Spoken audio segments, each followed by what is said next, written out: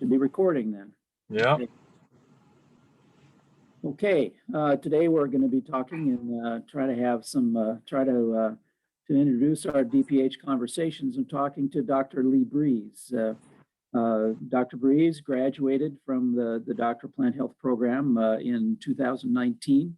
And we'll talk a little bit about what led up to his decision to undertake this whole process and also talk about some of the benefits he saw maybe as coming in, but also particularly some of the benefits he's seen, since he's during the program and also since he's graduated.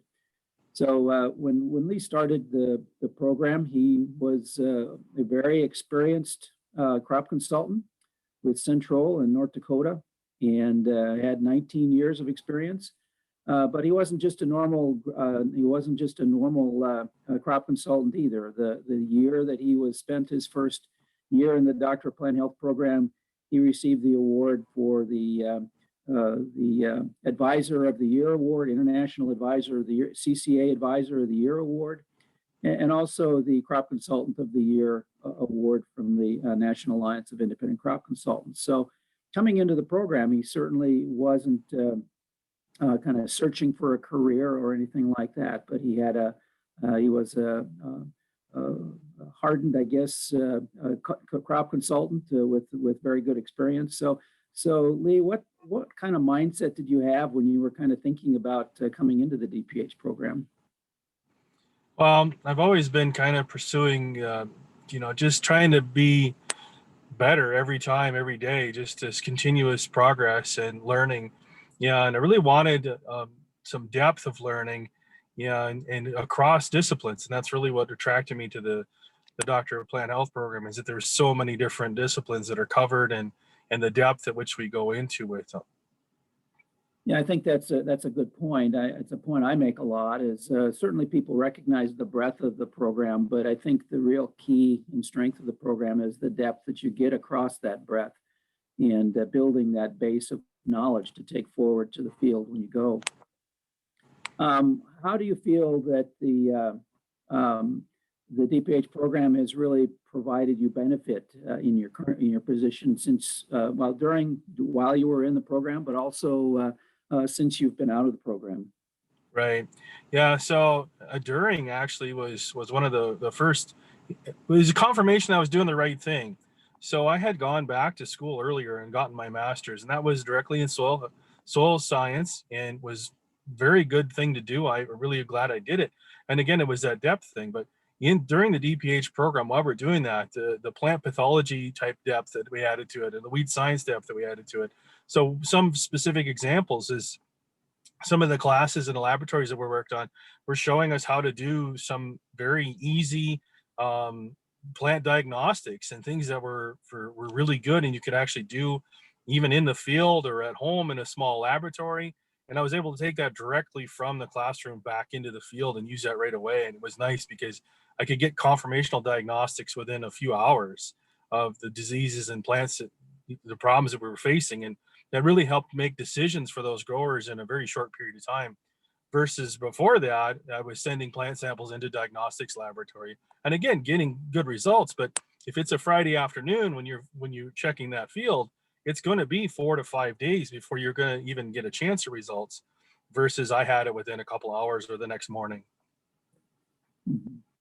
Yeah, one of the things that I've noticed, I guess, through my career in extension and working with growers and ag professionals is that every ag professional has gaps. They're trained in a particular way. It's the best of them have a very strong curiosity to seek out new information and do an excellent job doing that. But even yet, the best ones, in my estimation, or my view anyway, even though they have this curiosity and they seek help when they need it, which is critically important, they do have these gaps that occur in areas, particularly I think plant pathology and entomology are the best examples, because they oftentimes don't have very much depth and training in those areas. They do pick it up when they get exposed to it. But how do you feel that this rounded depth of well-rounded depth of training has provided you and kind of set you apart from, say, kind of the average ag professional out there and provided you maybe an advantage in the marketplace? Some of the differences I see, even just in daily decisions with farmers, is that wide width of knowledge and depth is you're able to make connections that not necessarily everybody else is doing. And went from more of a find a problem, solve a problem type of thing to looking more at a systems level approach, and trying to do that planning ahead of time. You still have to solve problems as they come up, but trying to understand where they're coming from and how they're interacted. And so some of the things that you're doing for soil management affecting your entomology and your plant pathology problems and how they're interrelated. And just having that depth really makes a difference to understand that. I think everybody knows that, when you do something, it affects something down the line, but having a direct knowledge of where that's affecting it and how that's affecting it has helped me plan better with growers. And I think that's a big part of it, is just this seeing things ahead of time and planning farther down the line. And we're now having less problems that come up that we need to fix immediately in short order. Mhm. What if someone's considering a career, say, wants a career in um, related to field agriculture or applied agriculture in the field, maybe consulting, maybe other areas that are more practical based.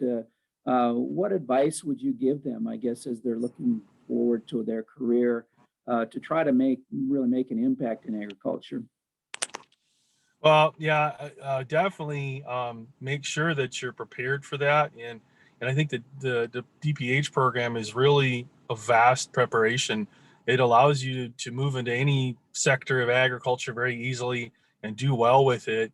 Um, but that also just determination, like sticking with things, following them through, and then keeping that lifelong curiosity and lifelong learning, whether it is, professional learning at a university, or if it's learning on your own, if it's, continuous education. Those are all really critically important things.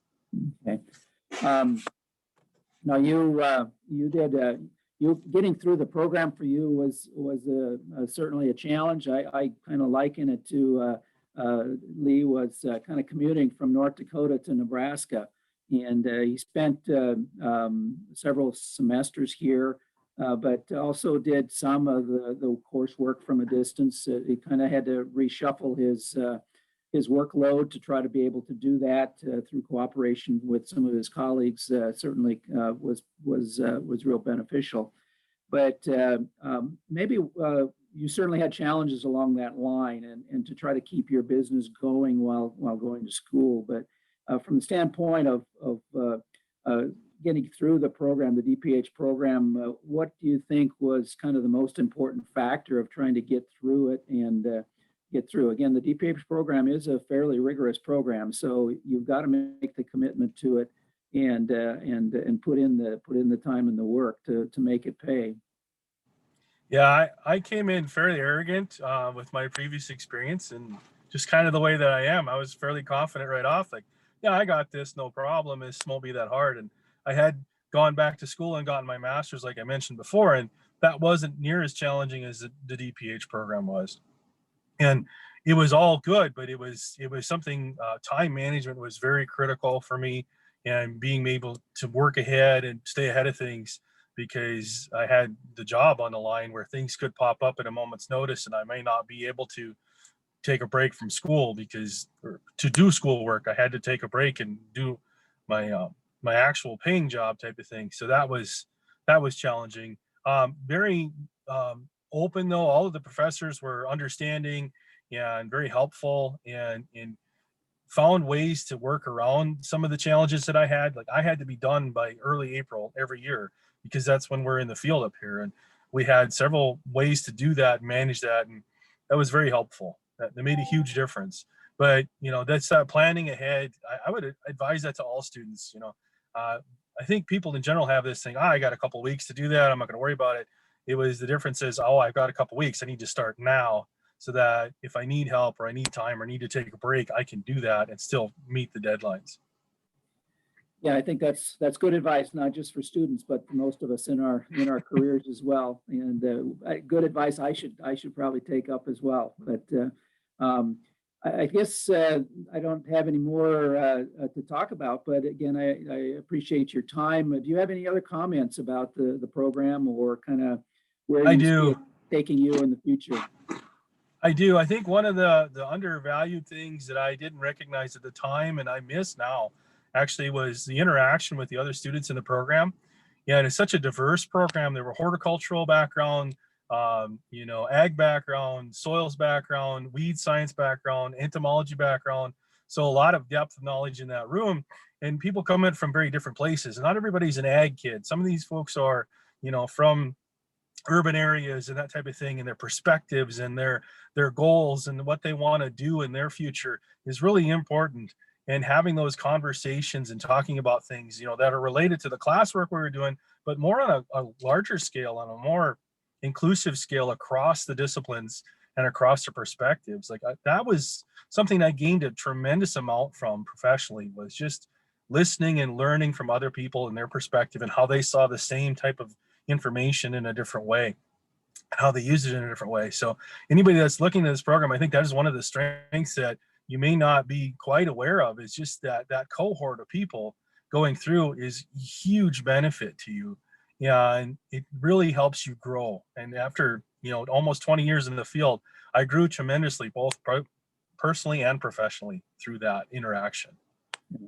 That's a good point, and I have to comment that I do appreciate the diversity of backgrounds of the students that come into the program, and I certainly learned from them as well. It's been a rewarding experience working with them, and it's also, I think, following up on that point, it's been very rewarding to watching the students in the DPH Student Center interacting and on their own and amongst each other and challenging each other on their thinking and how they go forward. And I think that is a kind of a hidden asset to the program, because you get that diverse perspectives. But I think also, and I think you alluded to it earlier, is the diverse perspectives that you gain from interacting with the number of different faculty across entomology, plant and soil science, plant pathology, school of natural resources. You're exposed to faculty across all of those, and to a certain, if you're aggressive and get to know those faculty members, they're people that you can connect with for the rest of your career if you have questions in those areas that these people specialize in. So, what do you agree? Yeah, with no, that was definitely, and we had those interactions, and being a little bit older than average, and again, overly confident when I was there. I think I challenged people in different ways too, and yeah, and we would challenge the professors as a group, and you could see the difference between a person who's in the DPH program versus someone who's in the master's program with that direct intent. Yeah, and we would challenge them with the cross-disciplinary type of questions and ideas, and especially things like come to mind, plant pathology. They're talking about tillage being a really good way to manage inoculum. Well, sure, it is, but that also causes problems with your soils, as erosion and wind blown and trouble with moisture and those types of things. And we bring those discussions up in class and cause the class to think about things and look at it differently. And so that was really fun. And I think there were times where I frustrated some professors, but at the same time, they were very patient. And I think, yeah, we had great discussions related to those types of things that I don't know that I had that in my previous experience that was very disciplined. So I think that was a little bit of that difference as well. Yeah, I've gotten a number of reports from both faculty and students alike that those things, those interactions take place, and I guess that makes me smile, because I think you're not only broadening the students, but you're broadening the perspective of the faculty as to how they think about how their discipline gets applied, and I think that's extremely valuable for them to go through that process, really on both sides. So, well, another challenge, if you have just a minute more, Dr. Sure. Hine. No, absolutely. One of the other things that I wanted to say is that, this is really a really good alternative for that student or that person who's not looking for the traditional PhD route. It's something very different. It's an entirely different type of program, and it is more of a craft your own and build your own thing. And with that is one of the challenges. There's so many opportunities and options out there through this and in the program even, that it's difficult to find maybe a direction, but at the same time, that width and depth really allows you to be a great student and pick more of the things you wanted to learn about and understand, and kind of write your own path more so than I think the traditional programs do. Yeah. Yeah, I think you can look at our graduates and see the breadth of what our graduates are doing, and see kind of what, okay, all with the same degree, what types of things they can be Right. doing. And so I think a student that graduates certainly has, we try to get them to think about the career path that they're going as they're going through the program, so they can get their internship experience kind of down the road of where they see themselves going. But the strong point is that I think they can go down that career, and if they decide, well, they want to go a different direction, there's a myriad of directions that they can take their training and leverage their training to really build a career in a lot of different directions. Yeah. Yep. All right, Lee, thank you very much for your time. I do appreciate it. I see the sun is out, and Yeah, I'm sorry about that. that's okay. It's It's not much I can do about it. good to see that the sun shines in December in North Dakota. So Right. thank you Nice much day for your today. time. Yep. Okay. Bye. Yeah, we'll cut it there. I guess I won't turn the recording off. But do you have any other comments or questions? Any No, other questions? no, Any other I questions on? I think I can pause the.